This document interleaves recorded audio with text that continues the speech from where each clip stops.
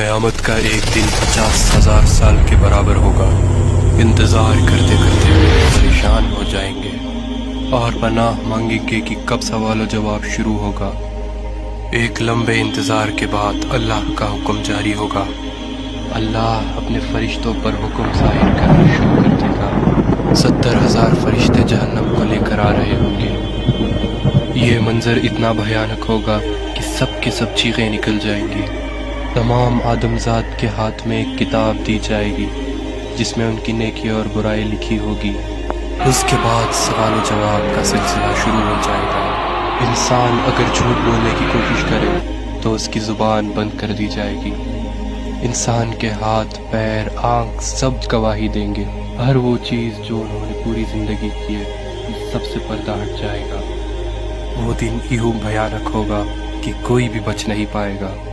انسان من ہی من یہ دعا کرے گا کہ وہ پھر سے دنیا میں چلا جائے تاکہ اس کی نیکی بڑھ جائے اور گناہ گھٹ جائے۔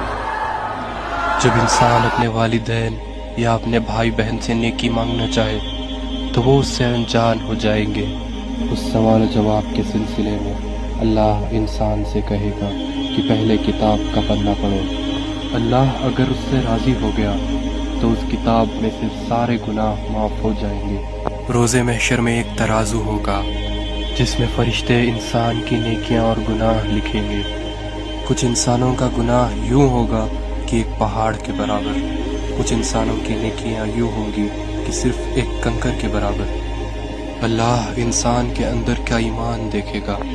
اگر انسان اپنی پوری زندگی میں یہ مانتا تھا کہ اللہ ایک ہے اور اس کے سوا کوئی معبود نہیں تو اس کی رحمت اس پر برس جائے گی۔ ان سب کے بعد انسان کو کل صراط کا راستہ پار کرنا ہوگا۔ یہ راستہ تلوار سے بھی تیز اور بال سے بھی باریک ہوگا۔ جس کے اخلاق اچھے ہو اور ایمان تیز ہو ان کے لیے یہ راستہ آسان ہوگا، اور جس کا ایمان کمزور تھا وہ سیدھا جہنم میں جائے گا۔ کل صراط پار کرنے کے بعد اللہ کا حکم ہوگا کہ لوگوں میری جنت میں داخل ہو جاؤ۔ ایک خوبصورت جنت جہاں پر دودھ کی ندیاں بہہ رہی ہے۔